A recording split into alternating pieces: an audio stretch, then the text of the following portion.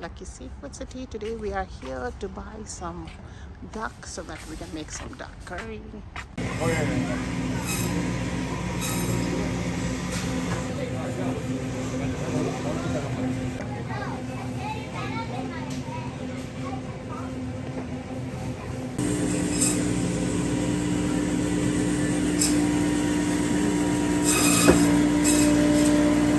Oh, okay, so good morning everyone. Today we are going to prepare whole duck curry. So as you saw, we got the duck from the Asian market. It's about 4.3 cents per pound. So I got 2 whole ducks and we're going to try that today. Thanks. 2 ducks. We did ask them at the store to cut it into like a medium piece. So 2 whole ducks. Essentially 1 duck is about 5 pounds here. So it's 2 whole ducks.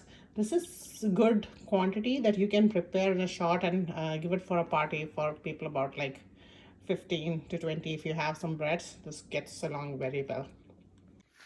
So this is the duck head. I usually don't use the head, so I usually don't use the head. They usually cut it and they also give the feet and the head along with it. So I just throw this because I don't use it. And all the skin, we don't take it. We take a little bit of the skin that makes up for the fat. You'll see the duck meat has a lot of fat. So yeah, we use a little bit of the skin to bring up the taste. But yeah, these, I don't use it. Some people do probably. So this was the duck. It was frozen. I cleaned it up. As you can see, I did take a little bit of the skin. So you can decide based on how you would like it. But usually the skin also adds a little bit of flavor. As I mentioned, I took 2 ducks. So it's really large quantities. 2 ducks is about 10 pounds. But after cleaning, you lose like 2 pounds. So since I'm using larger quantity, this meat is hard meat. So it does need to cook in a cooker. So I'm going to pressure cook it. So if you're buying like just 1 whole duck, about less than 5 pounds, you just need 1 cooker. So I use a large cooker, so 8-liter cooker. And as I mentioned, my quantity of meat is higher, so I'm going to split this in 2 cookers. And this is when I'll add my salt. I'll add about 1 tablespoon of salt for about 1 cooker, and a little bit of turmeric powder. So that's all you'll do. So add the meat in, and about halfway through it, I'm going to split it between my 2 cookers. So essentially, if you're doing a party, this is a good way to cook in bulk if you would like to. And I'm just getting it all through, and let's see. So as you can see, splitting it between my two cookers. All that I will be adding is a little bit of the salt, about 1 tablespoon of salt, I would say, or less than a tablespoon for each of those cookers because the quantity of meat is higher, as I mentioned. And let's add the salt in. I'll add very little water in the cooker towards the end, not too much water because the meat itself is going to release a lot of water and the oil itself. And little bit of turmeric powder. You get it in all Indian stores. These are kind of couple of common ingredients for every Indian cooking. So turmeric, very little turmeric, salt, that's it. I'm going to add very little water. Not too much, just a little bit of water. The meat itself is going to release a lot of fat, and I'm going to mix it all, and then I'm going to close it and pressure cook it for about 3 whistles. That should be good. 3 whistles should be good. And then once that is cooked, that's when I'm going to prepare my curry base and then slow cook it for another 30 to 40 minutes. So this goes in, and then we will start the base curry. So I kept the 2 cookers and waiting for the whistle. But essentially, usually you might be just using just 1 cooker to prepare 1 duck. So yeah, I'm waiting for the whistle. Once it hits like 3 whistles, I'll turn it off.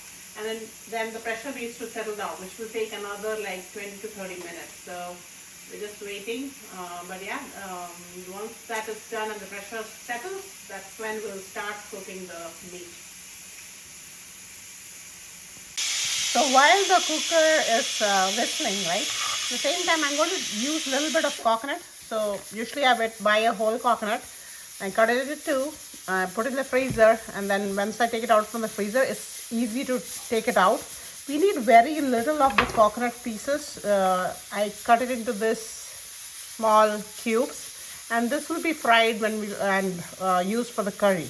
So usually what I do is I get this coconuts, I slice it, and then store it back in the freezer so that whenever I'm making all these curries, I can just easily use them.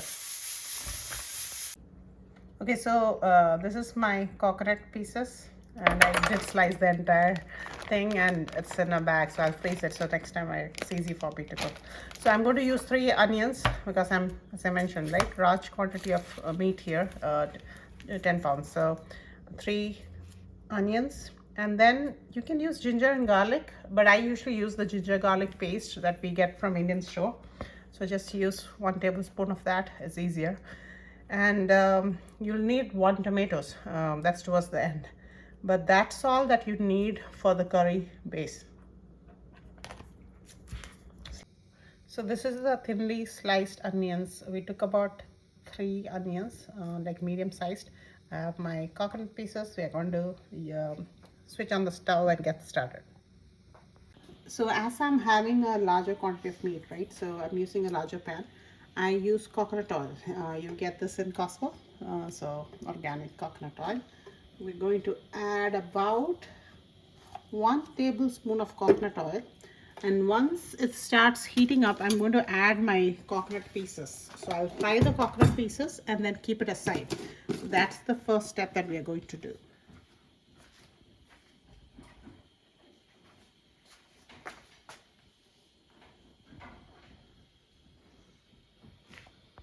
So as you can see, the coconut pieces have started browning. I'm going to slow the flame so that I can take this out.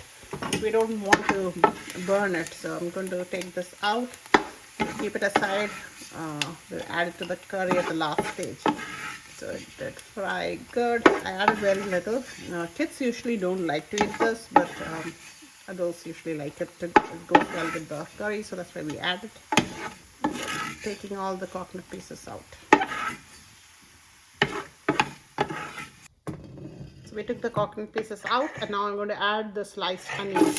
The onions needs to saute a little bit, so it's going to take some time. So I'm just going to add all the onions. And then I'll add very little bit of salt, just so that it's easier to saute it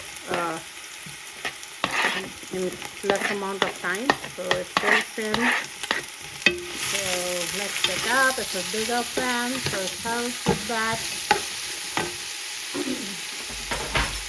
inches of salt goes in, so it helps with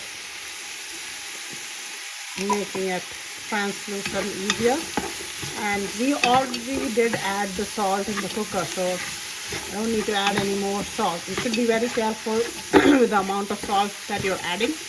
Alright, depending on the quantity of meat, you decide how much salt you should be adding. So that's something I'll leave it to you. We don't want to add too much salt and make the curry salty.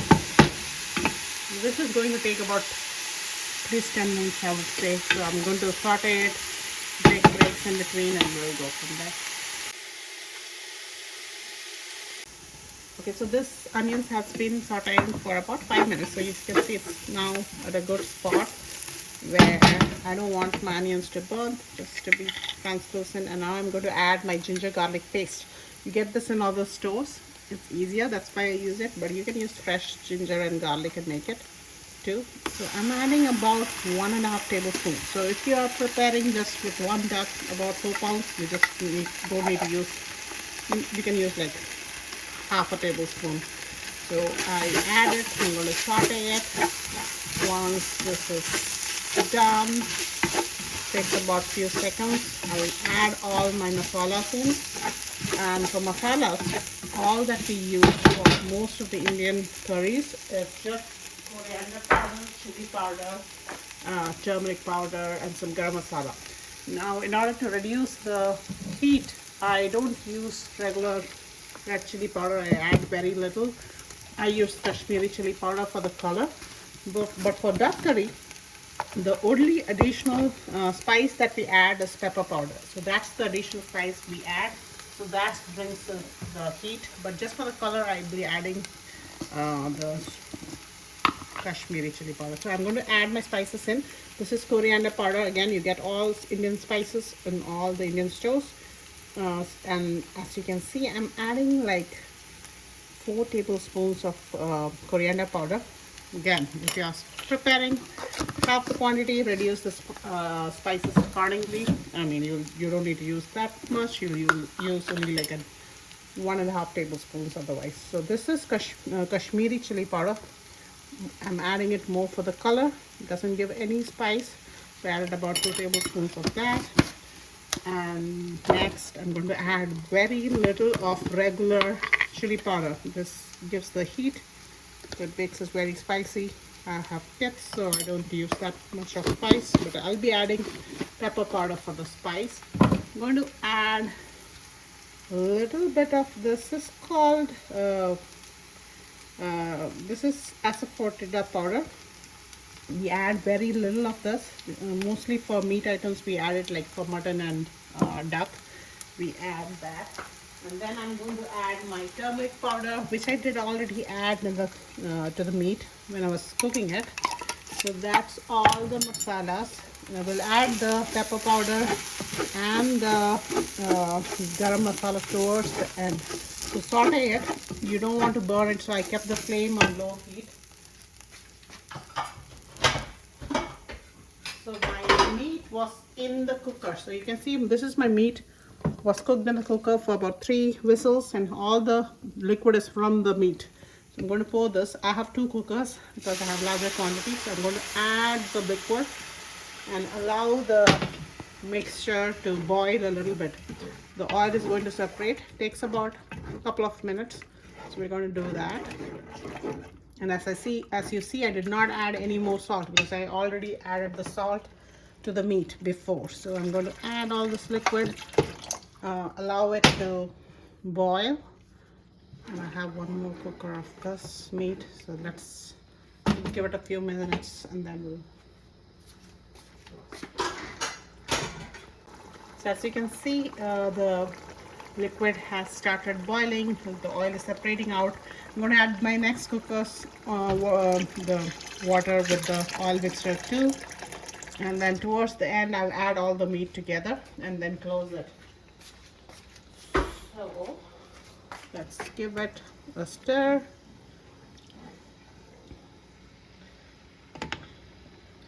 And you can see that there's a lot of oil. This is not the oil that I added, it's the oil from the meat itself. The duck has a lot of fat, so it's all the oil. If you don't like too much of fat, remove the fat accordingly as you clean it. But that does give a good flavor. That's why we usually for duck meat we keep a little bit of the skin on. The meat tastes better with the skin. So I'm adding all my meat into the pan. This is 2 whole ducks. Goes well with for any large gatherings. So 2 whole ducks. With the cleaning and after the cooking, as you can see, the quantity is kind of less. This is a large pan. So I added all my meat in. I'm going to add the pepper powder. That's the only step that we need to do. So I'm getting my pepper powder. So about a tablespoon now. Again, reduce it according to your quantity of the meat. Like to keep it a little bit spicy. So I'm adding the pepper powder. I'm going to stir it in. And I also add my garam masala.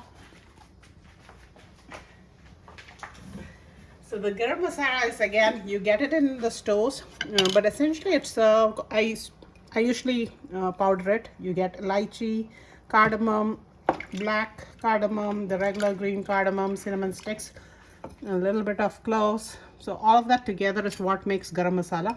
So I'll add a little bit of that enhances this taste. Usually you can add it towards the end.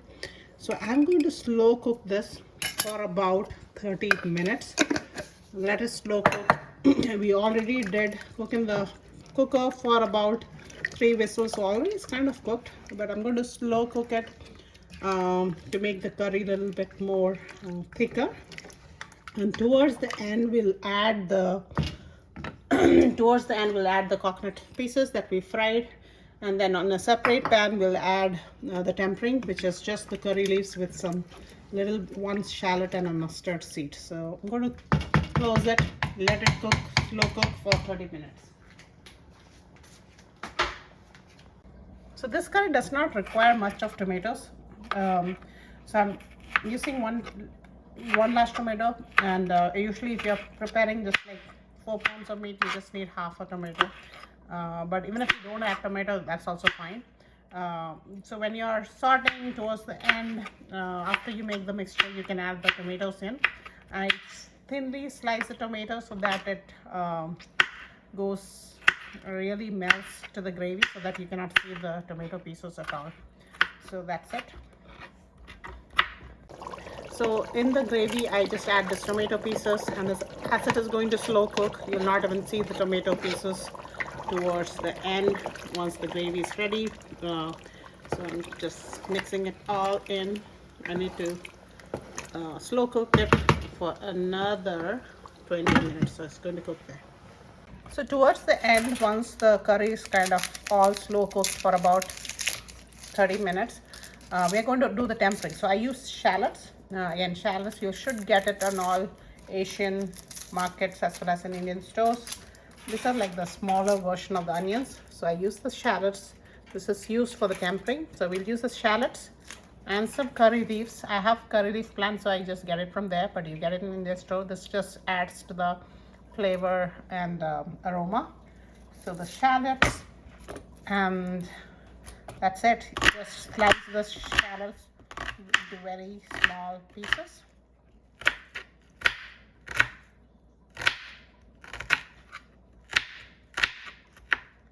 I use 1 shallot. To add the coconut pieces, it's been about 20 minutes, so adding that in, I'm going to mix it up, and then towards the end we'll add the tempering. But as you can see, the curry is thickening. The meat is already cooked. I'm slow cooking so that it doesn't become mushy. Yeah, it looks really good. Let's close it and slow cook again another 10 to 20 minutes. So for the tempering, I use a separate pan. So I have a small pan here. It's wet, so I'm going to allow the water to dry up. And once the pan is heated, we'll add the coconut oil, and then we'll add mustard seeds. Again, mustard seeds, you get it in the Indian store.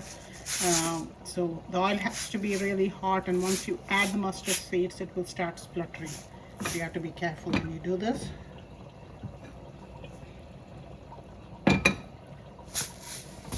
Oil, so the pan is kind of hot now, the water all dried up. I'm adding my oil, a little bit extra oil, and we didn't use much oil in this curry. Essentially it's all the meat. I think this is a little bit of more oil, so I'm going to take some out. Don't need that much oil. So the oil, once it heats up, I'll be adding the mustard seeds and the shallots and the curry leaves. So that's sweet. So the oil has been heating. It's hot now. I can see a little bit of smoke coming in. I'm going to add my mustard seeds. Going to splatter. Be careful with your face.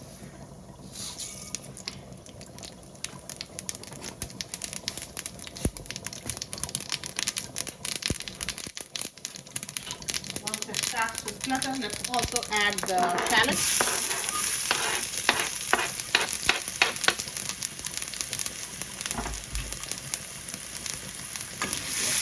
Then, and towards that, I'm going to add my curry leaves. And this is tempering process that is used for almost all Indian curries, I would say. Just, I don't know, probably enhances the flavor. But even if you mix this stuff, it's fine too. But yeah, we'll do it.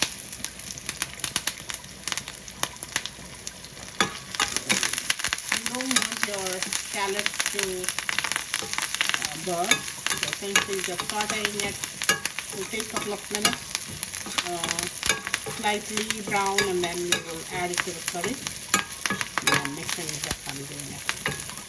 So don't leave it unattended. The tempering is ready. I don't want it to brown more and burn, so I'm going to turn it off. I'm going to open my curry and add this in. But again, the curry needs to cook for about 30 minutes. But even if you add a little bit early, that's fine too. I'm adding the curry and tempering into the curry. Always make sure you keep your face a little bit away or to ensure it doesn't splatter to your face. So be careful when you do this step. And it goes in, and I'll mix it up.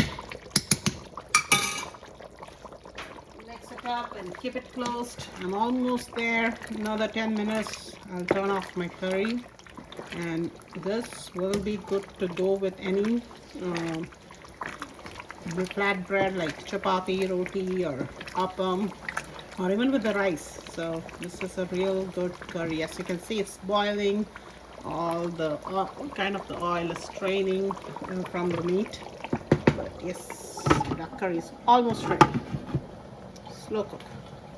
We're going to turn off the curry. It has been cooking for about 30 minutes.